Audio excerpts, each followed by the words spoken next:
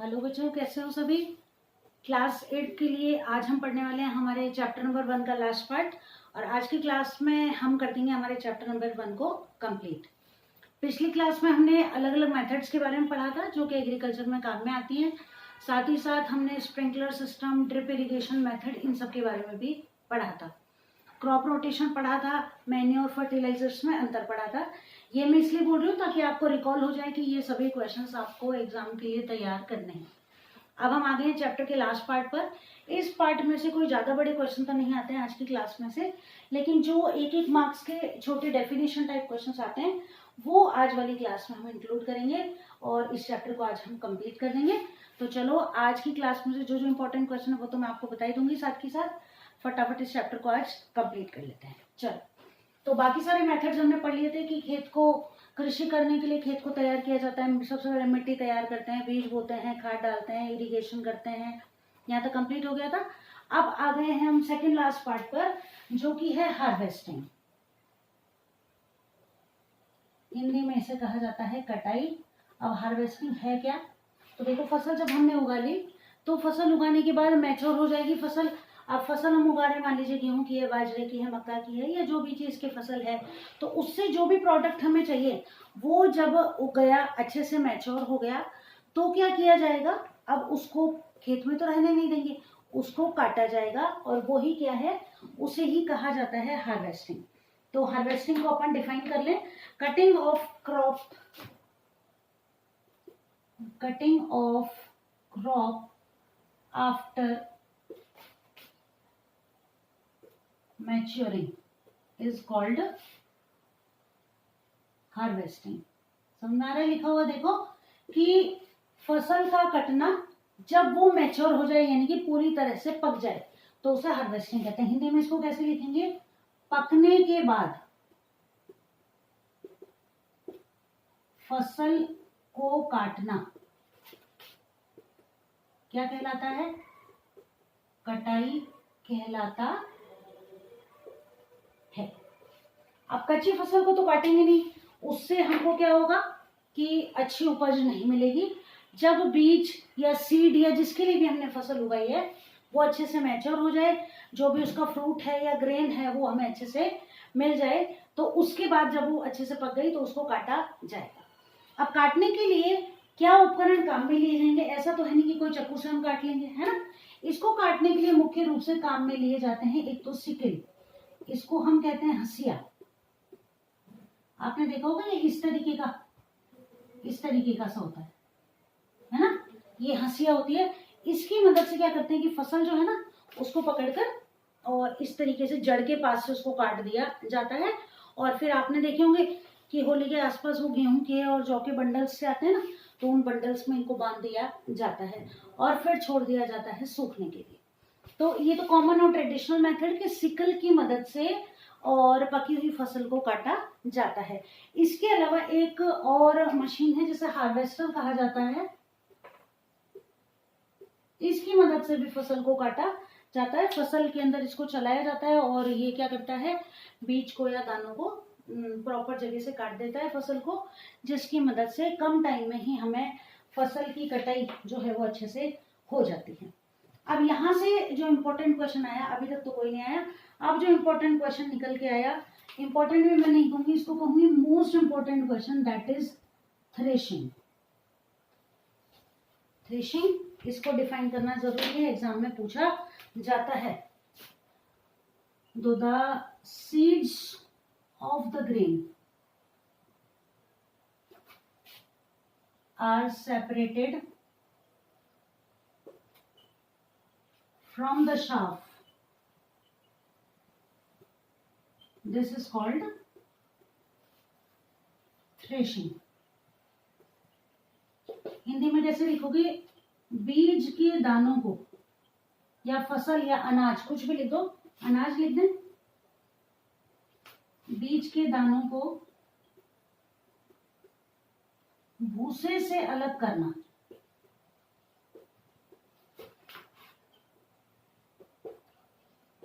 Threshing कहलाता है। ठीक है, तो बीज के दानों को फसल से अलग कर दिया जाए और वो जो भूसा है उसे अलग कर दिया जाए, इसे क्या कहा जाता है? थ्रेशिंग कहा जाता है। तो आपने देखा होगा थ्रेशर, अगर खेती वगैरह करते हो या देखा हो आपने, तो थ्रेशर मंगवाया जाता है। उसमें क्या किया जाता है कि फसल, जो कटी हुई फसल है उसको डाला जाता है थ्रेशर के अंदर। तो उसमें से जब फसल बाहर निकलती है ना, तो 2 बंडल बन जाते हैं। 2 बंडल कैसे बनते हैं?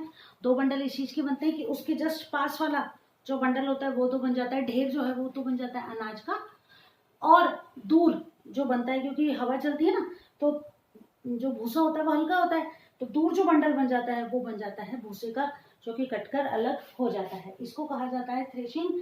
ये इंपॉर्टेंट है, इसको अच्छे से आपको याद करना ही है। इसके अलावा एक और मेथड काम में लिया जाता है। थ्रेशर अगर नहीं मंगा सकती तो मेथड काम में लिया जाता है विनोइंग। ये आपने लास्ट क्लास में पढ़ा होगा, देखो अगर आपको याद हो तो। विनोइंग में क्या किया जाता है कि एक पंखा चला दिया जाता है और वो फसल, अनाज के दाने और भूसा जो है, तो थोड़ी ऊंची जगह पर खड़ा होकर और उसको इस तरीके से गिराया जाता है पंखे के आगे। तो गिराने से क्या होगा? गेहूं की फसल है मान लो, तो गेहूं तो सीधा नीचे इकट्ठा हो जाएगा और जो चारा है या जो भूसा है उसके साथ वो पंखे से उड़कर थोड़ी दूर जाकर इकट्ठा हो जाएगा। ये मेथड काम में लिया जाता है, लेकिन ये मेथड थोड़ा टाइम कंज्यूमिंग है, इसमें टाइम नहीं लगता। 2-2.5-3 घंटे में पूरी फसल जो है उसमें से चारे को अलग कर लिया या भूसे को अलग कर लिया जाता है। लेकिन ये हमें याद जरूर करना है, एग्जाम में हमसे पूछा जाता है कई बार ही, तो हमें मालूम होना चाहिए व्हाट इज थ्रेशिंग। एक इंपॉर्टेंट क्वेश्चन आज की क्लास में से ये मिल गया। अब चलो अगला मेथड और last method of the chapter is storage. Storage या जिसे कहा जाएगा भंडारण। स्टोरेज या भंडारण। अब देखो कि थ्रेशर हमने मंगा लिया, थ्रेशिंग के थ्रू बीजों को और भूसे को अलग कर लिया। अब क्या वो फसल वहीं पड़ी रहेगी खेत में ही? नहीं, ऐसा नहीं होगा ना। क्या किया जाएगा? उसको कहीं ना कहीं सुरक्षित जगह पर रखा जाएगा, क्योंकि कितनी तो महंगी है, कितनी मेहनत की है, कितना उसके लिए खर्चा किया गया है। तो क्या किया जाएगा कि ये जो अनाज के दाने अब अलग हो गए, इनको प्रॉपरली स्टोर करके रखा जाएगा, and this method is known as storage. अब किया जाएगा कि इनको पैक किया जाएगा सैक्स यानी कि बोरों के अंदर। अब ये जो बोरे होंगे ना, इनको हम क्या करेंगे कि सूखे हुए होंगे, ये सैक या बोरे जिनको कहा जाता है ना। अब इनको क्या किया जाएगा? अनाज के दाने ना, अगर मान लो हल्के बहुत गीले हैं तो इनको 2-1 दिन में धूप में अच्छे से सुखा लिया जाएगा, क्योंकि अगर गीलों को पैक कर दिया जाएगा तो इनके अंदर माइक्रो ऑर्गेनिज्म ग्रो कर जाएंगे, फंगस आ जाएगी, कोई कीड़े हैं वो फसल को खा जाएंगे बोरों के अंदर रखे हुए। तो इनको अच्छे से, खूब अच्छे से सुखा लिया जाता है। फिर इन बोरों के अंदर पैक करके बोरों के मुंह सिलकर ऐसी जगहों पर रखा जाता है जहां पर कि ना तो मॉइस्चर हो, ना ही किसी कीड़े वगैरह का डर हो, फंगस वगैरह लगने का डर हो, और साथ ही साथ चूहे वगैरह भी नहीं होने चाहिए जो कि फसल को नुकसान पहुंचा सके। ये तो हो गया सिंपल मेथड जिसके थ्रू हम अपने फसल को बचाकर रख सकते हैं। लेकिन अब अनाज मंडी वगैरह जो होती है ना, वहां पर कितना सारा अनाज होता है। हमारे पास तो, हमारे घर में तो 10, 20, 50 बोरी मान लो, वहां कितना सारा अनाज होता है। उनको स्टोर करने के लिए ग्रैनरीज या साइलो, ये जो है काम में लिए जाते हैं। ग्रैनरीज मतलब कि अनाज मंडी, तो बड़े बड़े कमरे होते हैं और उनके अंदर 1 बाय 1 वो बोरे जो है एक के ऊपर एक रखे हुए होते हैं, ये तो कहलाते हैं ग्रैनरीज। साइलो जो होते हैं ये किसी मेटल के बने हुए बहुत बड़े टैंक होते हैं, जैसे अपने गेहूं रखने वाली टंकी होती है ना, वैसी ही बहुत बहुत बहुत ज्यादा बड़ी एक टंकी होती है, आपकी बुक में फोटो भी दी हुई है। वो जो टंकी होती है ना, उसके अंदर बहुत ज्यादा मात्रा में अनाज को रखकर स्टोर किया जाता है।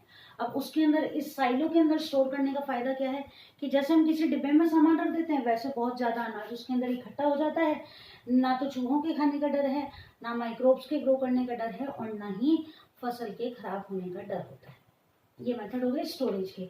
लेकिन स्टोरेज करते समय भी ध्यान क्या क्या रखना चाहिए? तो ध्यान रखने वाली बात क्या, आपने देखा होगा कि हमारे घरों में जब हम गेहूं को स्टोर करते हैं ना, तो नीम की पत्तियां रखी जाती हैं नीचे बेस पे, और ऊपर भी रख दी जाती है। अब क्यों रखी जाती है? तो नीम जो है हमको मालूम ही है कि हर तरह के कीटाणुओं से बचाता है। नीम रखने से क्या होता है कि जो हमारे गेहूं हैं उनके अंदर किसी भी तरह के कीड़े वगैरह नहीं लगते हैं। ये तो हो गया नेचुरल मेथड नीम की लीव्स के थ्रू। एक और केमिकल मेथड और काम में लिया जाता है, अगर आपको पता हो तो दवाइयाँ आती हैं, उन दवाइयों को अच्छे से बांध कर किसी कपड़े वगैरह में और गेहूं के बीच में रखा जाता है, और या फिर और किसी केमिकल की मदद से क्या किया जाता है, फसल को खराब होने से बचाने के लिए काम में लिया जाता है। ये हो गए दूसरे मेथड्स जिनकी मदद से हम हमारी फसल को लंबे समय तक स्टोर करके रख सकते हैं, या घर पर भी अगर हमने अनाज ज्यादा मात्रा में मंगा रखा है तो उसको भी स्टोर करके रखा जाता है। और एक और लास्ट टॉपिक जो है वो है एनिमल हस्बेंड्री। देखो, अब अभी तक हमने क्या पढ़ा कि हमारे खाने का जो सोर्स है ना वो प्लांट्स है, लेकिन प्लांट्स के साथ साथ हमें एनिमल्स की भी तो जरूरत पड़ती है किसी ना किसी रूप में फूड के लिए। जैसे कि एनिमल्स हमारे काम आ रहे हैं, अगर एनिमल्स को ना पाला जाए, कैटल को ना पाला जाए तो दूध कहाँ से मिलेगा, घी कहाँ से मिलेगा।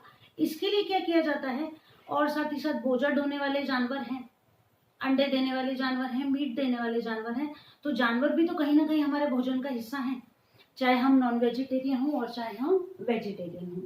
तो एनिमल हस्बेंड्री क्या है, तो जैसे फसल का ध्यान रखा जाता है, मिट्टी तैयार करने से लेकर बोने तक, इरिगेशन, मैन्योर, फर्टिलाइजर डालना, फिर उसको प्रॉपर जगह से काटना, और फिर काटने के बाद उसको प्रॉपरली स्टोर करके रखना, ये सारे मेथड तो हो गए प्लांट के थ्रू खाना प्राप्त करने के लिए।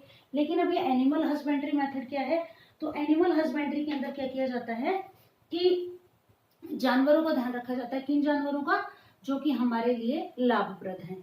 तो इसमें क्या किया जाता है, या तो घर पर, अगर किसी ने घर पर गाय भैंस बकरी वगैरह पाल रखी है, मुर्गियां पाल रखी हैं तो, या फिर बड़े बड़े फार्म्स के अंदर एनिमल्स जो होते हैं उनको पाला जाता है, उनके खाने का ध्यान रखा जाता है, किस तरीके से वो रह रहे हैं उसका ध्यान रखा जाता है, और उनको प्रॉपर वैक्सीन्स लगाई जाती हैं ताकि उनसे किसी तरह की बीमारी ना तो उन्हें हो और ना ही बाकी लोगों में फैले। तो चलो एनिमल हस्बेंड्री को नोट कर लेते हैं कि the animals are reared in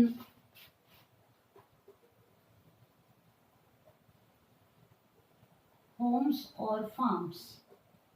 जानवर जो है ना इनको घर पर या फिर फार्म्स के अंदर पाला जाता है, प्रोवाइडेड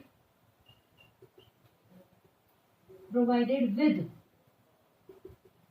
फूड शेल्टर। फूड यानी इनको खाना उपलब्ध कराया जाता है, शेल्टर यानी रहने के लिए जगह उपलब्ध कराई जाती है, एंड केयर में क्या आ गया, इनको दवाई वगैरह दिलवाना, इनका साफ सफाई का ध्यान रखना, ये सारी चीजें। Provided with food shelter and care, this method is known as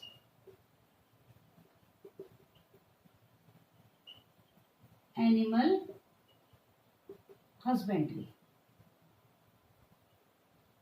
इस मेथड को कहा जाता है एनिमल हस्बेंड्री, पशुपालन जिसको हम कह सकते हैं। तो जानवरों को घर या खेतों पर पालना, उन्हें उनके आवास की, भोजन की उचित व्यवस्था करना, ये सारे मेथड जो हैं वो क्या कहलाते हैं, एनिमल हस्बेंड्री। और अब हम आ गए हमारे चैप्टर के लास्ट टॉपिक पर, जिसमें हमें क्या याद करना है कि फिशेस जो होती है ना हमारी, फिशेस, इनसे भी एनिमल हस्बेंड्री पढ़ रहे हैं इसलिए फिशेस जो होती हैं इनसे हमें मिलता है कॉड लिवर ऑयल, है ना। इनका जो मीट होता है ना फिशेस का, उसमें से निकलता है ये cod liver oil, and this cod liver oil is a rich source of vitamin D. इसके कैप्सूल्स आते हैं, जिन लोगों में विटामिन डी की कमी होती है ना उनको लेने होते हैं। ये हमें याद करना था कि फिशेस जो होती हैं इनसे हमें कॉड लिवर ऑयल मिलता है, और ये कॉड लिवर ऑयल जो है ये विटामिन डी का एक इम्पोर्टेंट सोर्स है। तो बच्चों, हो गया हमारा चैप्टर नंबर 1 कंप्लीट, और आई होप अच्छे से आपको समझ में आ जाएगा। अगर आप क्लास को अच्छे से प्रॉपरली देखेंगे तो, क्लास अच्छी लगे तो अपने फ्रेंड्स के साथ, क्लासमेट्स के साथ शेयर करना, उनको भी पढ़ने में हेल्प करना, और आप भी पढ़ना।